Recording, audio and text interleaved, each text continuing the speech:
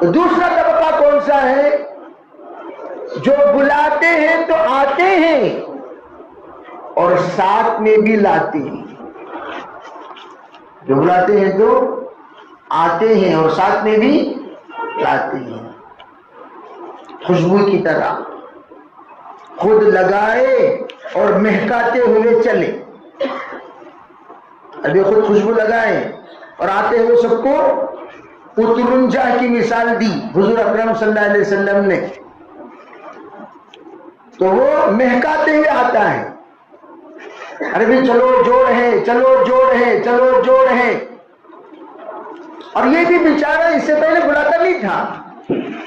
اس کو جب بلایا گیا تو اس کے اندر احساس پیدا ہوا، ارے بھی میں جب کار خیر کے لیے جا رہا ہوں تو ساتھ کیوں نہ لے کر چلوں. تو اس کے دوست احباب ہوتے ہیں، المرء علی دین خلیلی، تو ان دوستوں کو بھی لے کے آتا ہے. چلو بھی چلیں گے، چلو بھی چلیں گے. اور یہ دوسرے درجے کا آتا بھی ہے اور ساتھ میں کیا کرتا ہے؟ ارے بولو بھی کیا کرتا ہے؟ سوئے بغیر سنو لاتا بھی ہے. اب درجہ طے کرنے کو جانا، میں کس درجے میں ہوں تو کیا کرنا؟ استفتی نفسک، اپنے آپ کو fill in the blanks. میں آپ کو 4 بلینک دے رہا ہوں، 4 میں سے میں کس درجے میں ہوں؟ ہم کیا کرنا اس کو؟ رائٹ میں اسی میں ہوں، رائٹ میں اس میں ہوں. آ رہے ہیں، آتے ہوئے ارے بھی چلو ساتھ میں لے کر آئے. اور وہ بیچارہ بھی آیا اور آنے کے بعد خود کھڑا، کھڑو جتنے بھی، اسے بھی کھڑا کیا. دوست لگوٹ یار، اور وہ لگوٹ یاری وہ قیامت تک کام آئے گی. امام غزالی فرماتے ہیں اللہ تعالیٰ نے تربیت کا نظام بنایا اور یہ ایک نظام اس میں سے دوست کے ذریعے سے اللہ تربیت کرتا ہے. اور یہی دوست جنتی بھی بناتا ہے، جہنمی بھی بناتا ہے. جہنم میں جاتے ہوئے اللہ تعالیٰ کے سامنے جس وقت یہ اپنی ندامت ظاہر کرے گا، اس میں یہ بھی کہے گا یا لیتنی لم اتخذ فلانا خلیلا، کاش اس نالائق کو میں دوست نہ بناتا تو کتنا اچھا ہوتا. جا کو یہ دلیندر کو دوست بنایا میں، منحوس کو. خود جا رہا ہے جہنم میں اور مجھے بھی کیا بنا دیا؟ ارے بولو بھی کیا بنا دیا؟ جہنمی بنا دیا. جا کر میں اس منحوس کو دوست بنا دیا. خود جہنم میں گیا اور مجھے بھی جہنمی بنا دیا. یہ دوسرے طبقے کا آیا تو اسے بھی ساتھ لے کر آیا، خلیل. تو حضور صلی اللہ علیہ وسلم کی حیات میں سب سے پہلے غار حرا میں آپ پہلے درجے کے نمونہ بن کر آپ نے بتایا غار حرا. دوسرا درجہ ہجرت کے وقت ابو بکر صاحبی فی الہجرہ، صاحبی فی الغار، صاحبی فی القبر، صاحبی فی الحشر، صاحبی فی الجنہ. ابو بکر میرا ہجرت کا بھی ساتھی، غار حرا کا، غار ثور کا بھی ساتھی. غار ثور کا، غار حرا اکیلے تھے، غار ثور میں 2 تھے. غار ثور میں کتنے تھے؟ واللہ ثالثہما، اللہ تیسرا تھا. 2 حضرت صدیق اکبر اور نبی علیہ الصلوۃ والسلام. اور قبر کے بھی ساتھی، حشر میں بھی ساتھی، جنت میں بھی ساتھی. اللہ کرے کہ ویسے ساتھی ہم بھی بن جائیں. حضرت ابو ذر کو حضرت سلمان فارسی کو اللہ کے رسول نے ساتھی بنایا. حضرت ابو ذر کے ساتھی کون تھے؟ بولو بھائی. حضرت ابو ذر کو بڑا غصہ آتا تھا، اتنا غصہ آتا تھا ماں کی گالی دے دیتے تھے. بخاری شریف کی 30 نمبر والی روایت. کتنے نمبر؟ 30 نمبر. انک امرؤ فیک الجاہلیہ. اے ابو ذر، ماں کی گالی، لا حول ولا قوت، کیا یہ غلیظ بات ہے؟ ابو ذر تیرے اندر کبھی زمانی جاہلیت کی صفات باقی ہیں؟ وہ بھی کس کو دیا؟ اپنے خادم کو دیا، اپنے نوکر کو دیا، اپنے غلام کو دیا۔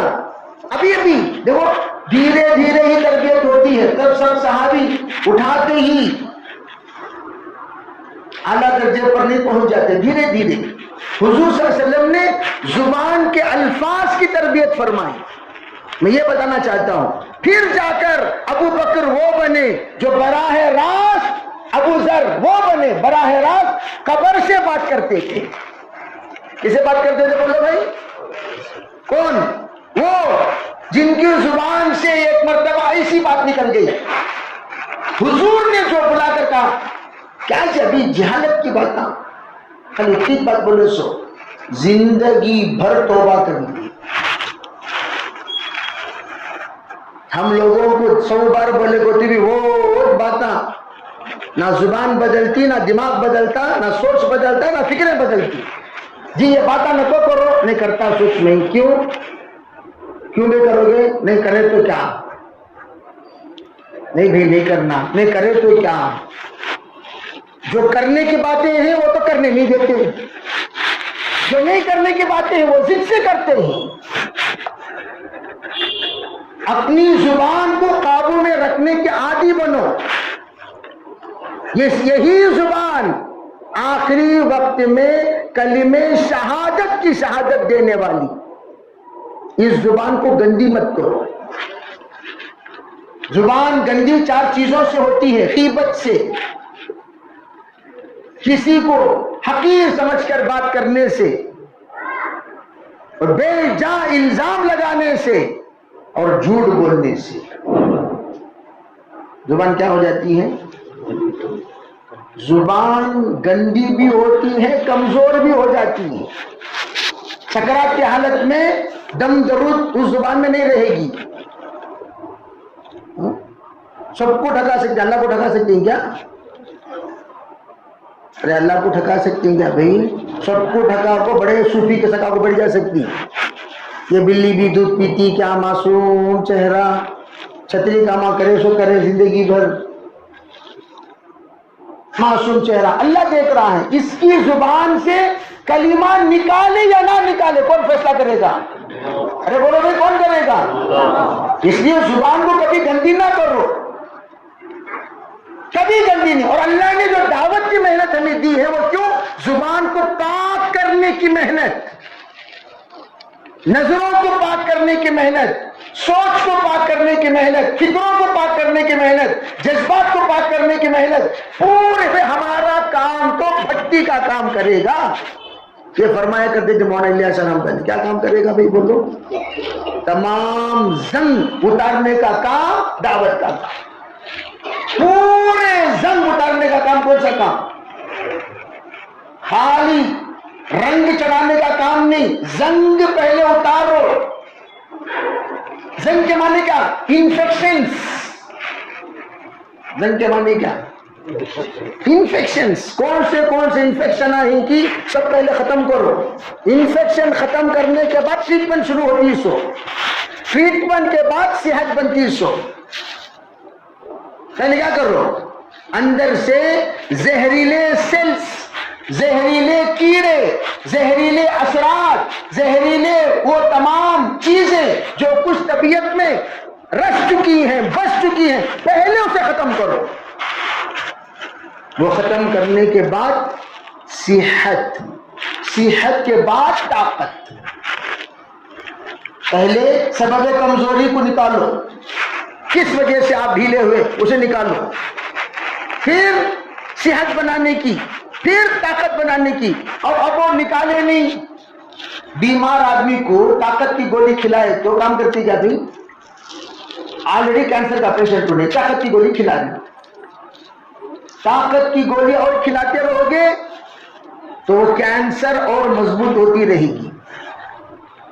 اللہ ہم سب کی حفاظت فرمائے۔ تو میں عرض کر رہا تھا کہ حضرت ابو ذر کو اللہ کے رسول علیہ السلام تدریجاً تربیت فرما۔ تربیت کے لیے کس کو ساتھ میں جوڑا؟ حضرت کیوں؟ حضرت ابو ذر سب سے کھمنے والے انسان نہیں ہے. بخاری ہی کی روایت ہے کتاب الحج میں کہ حضرت ابو ذر کی جب مواقعات ہوئی سلمان فارسی سے تو حضرت سلمان فارسی کو بھیجا، بھائی جاؤ مواقعات ہو گئی، مہمان بن کے جاؤ. حضرت سلمان فارسی تو بیچارے معمر شخصیت ہیں، بڑی عمر کے، اللہ نے 320 سال دیے.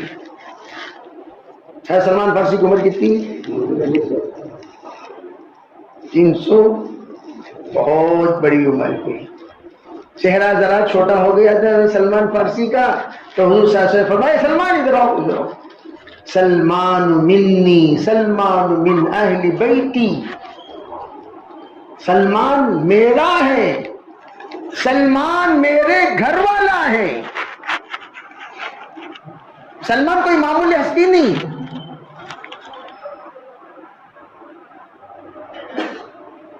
حضرت نبی علیہ الصلوۃ والسلام نے پرائیوں کو اپنا کر اپنوں کو اپنانے کا مزاج بنایا صحابہ کو. تو حضرت سلمان فارسی کو موقع بنایا. وہ سوچ سمجھ کے حکمت تو حضور کی حکمت ہی ہے کہ ابو ذر کو سدھارنا بولے تو سلمان فارسی جانا. کیوں؟ جب سے حضور ذرہ ڈانٹے نا وہ اور صوفی بن گئے تھے. انہوں کون؟ ارے کون بن گئے تھے؟ ابو ذر بہت صوفی. کتنے صوفی؟ دن بھر روزہ، رات بھر نماز. جب مواقعات ہوئی ہلو کان میں دم کر دیے بیگم ان کے. ان کے بیگم. اب بیگمات کی شکایت لیے تو اس کی پتا کٹا بن جاتا.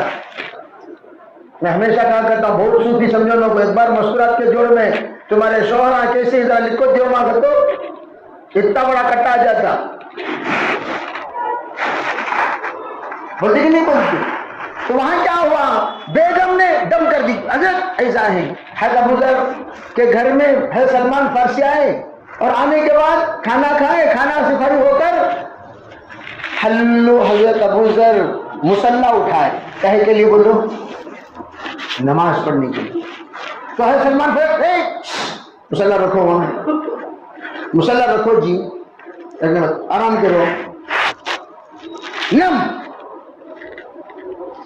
تو حضرت ابو ذر دیکھے کیا رہے بڑا خاصل جلال بھی ہوں، کیا بھی بول سکتی نہیں ان کو، بڑی عمر کے ہیں اور بڑی عمر کے لوگوں کے جلال میں کتنا بڑا نوجوان جلال میں رہا بھی ٹھنڈا ہو جاتا ہوں. کیوں؟ کب بھی ان کی لاٹھی پڑتی معلوم نہیں. بزرگوں کا جلال تو جلال ہوتا ہے. تو بولے سو جاؤ، سو جائے. پھر تھوڑی دیر کے بعد ہلو اٹھے، اے سو جاؤ، پھر سو جائے. پھر ہلو اٹھے، سو جاؤ، سو جائے. 3 بار سلایا. کتنے بار؟ 3 بار. چوتھے مرتبہ وہ سوچے اب میں اٹھتا نہیں، کیوں 3 بار ڈانٹ چکے، اب اٹھوں گا تو پھر ڈانٹیں گے. سو گئے. اب تہجد کا وقت ہو جب قریب تھا ختم ہونے کے لیے، گھنٹہ باقی سمجھو مثلا، تو خود حضرت سلمان فارسی بھی اٹھے اور ابو ذر قم فصلی، اب اٹھو نماز پڑھو، اب پڑھو نماز. اب تک آرام کرے نہیں، اب پڑھو نماز. تو دونوں مل کر نماز پڑھ. اور پھر کہا تم اپنے بدن کا خیال رکھنا، تم اپنے آنکھوں کا بھی خیال رکھنا، بیوی کا بھی خیال رکھنا. ان لبدنک علیک حق وان لعینک علیک حق، یاد رکھو. اور آپ کی بیوی کا بھی خیال رکھنا. تو سیدھا صبح کو صدیق حضرت ابو ذر حضور کی خدمت میں آئے. آ کر کہنے لگے کیا حضرت تمہیں ان کو میرے بھی بنا کو بھیجے، میری فل ریپیری کر ڈالے انہوں. تو حضور نے فرمایا صدق سلمان، سلمان نے بالکل صحیح کیا. اور میں جو سلمان کو بھیجا تمہارے پاس ہو. کیوں؟ سلمان بڑے اعتدال والے انسان ہیں. کیوں؟ یہودیت کو بھی دیکھا، نصرانیت کو بھی دیکھا، اسلام کو بھی دیکھ رہے ہیں. اسلام کا مزاج سلمان سمجھتے ہیں، اس لیے میں بھیجا تاکہ سلمان تمہیں مزاج اسلام سمجھا.